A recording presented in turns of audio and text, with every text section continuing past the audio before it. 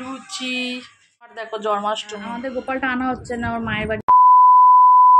তো নমস্কার বন্ধুরা, আজকের ব্লগটা আমি এখানেই শুরু করছি। তোমাদের দেখলে যে বাপের বাড়ি দিয়ে চলে এলাম, তো পুজো সব সরঞ্জাম করে নিচ্ছিল আমার বর অনেক। আর তখন বাড়ি থেকে আস্তে আস্তে অনেক রাত্রি হয়ে গেছিলো। এই দেখো আমাদের সোনার মুটুক গোপালের, কিন্তু গোপালটা আনা হচ্ছে না, আমার মায়ের বাড়ি থেকে আনবো। মেয়ে যখন এই ভাদ্র মাসগুলো আনলাম না, মেয়েরা তো খুব অস্থির হয়ে যাচ্ছে।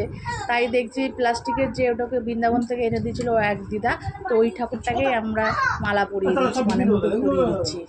আর এই যে পুজো হচ্ছে,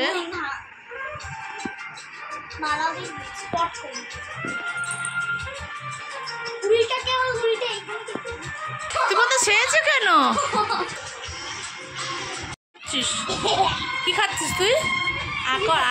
ওম নমঃ শিবায়, ওম নমঃ শিবায়, ওম নমঃ শিবায়, ওম নমঃ নমঃ, ওম নমঃ নমঃ।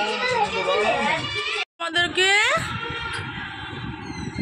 আর আসতে না আসতে কত প্রসাদের সমার। দেখো জন্মাষ্টমী, এটা 3-4 বাড়ির প্রসাদ জড়ো করেছি আমি। এই দেখো এত ফল, এত মালপোয়া, পায়েস, তালের ফুলুরি, সুজি, লুচি। এখানে আসতেই ফলের সমার হয়েছে আমার ঘরে। আমি জানলে রান্নাই বসাতাম না, এদিকে আমাদের ঘরে পুজো হচ্ছে, এবারে সব কিনে এনেই দিচ্ছি। আর তাহলে প্রসাদগুলো একটু ভাগ করে রেখে দিই।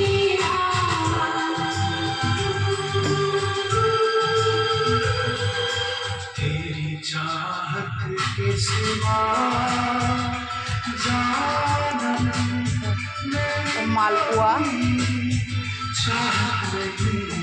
এদিকে রাখি তালের ফুলুরি।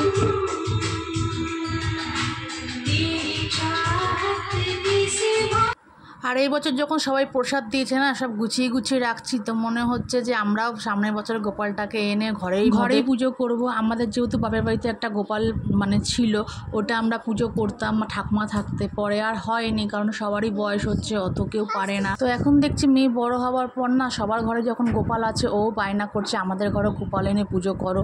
ঠিক দেখি ভগবানের ইচ্ছা কী হয়, সামনের বছরে করার চেষ্টা করব। আর এটাও ঢাকা দিয়ে দিই, রয়েসই খাবে। তো এই প্রসাদগুলো আবার কন্টেনারে প্যাকিং করে রেখে দিলাম, রয়েসই খাবো। সেদিনকে তো অনেক রাত হয়ে গেছে পুজো করতে করতে, তাই আমি প্যাকিং করে রেখে দিলাম। চলো গোপাল পুজোর প্রসাদ খেয়ে নিই। তো রাধে রাধে বন্ধুরা, আজকের ব্লগটা আমি এখানে শেষ করছি। তো ভালো লেগে থাকলে কি শেয়ার করে দেবে ও ফলো করে দিয়ে পাশে থাকবে, লাইক বাটনটা প্রেস করে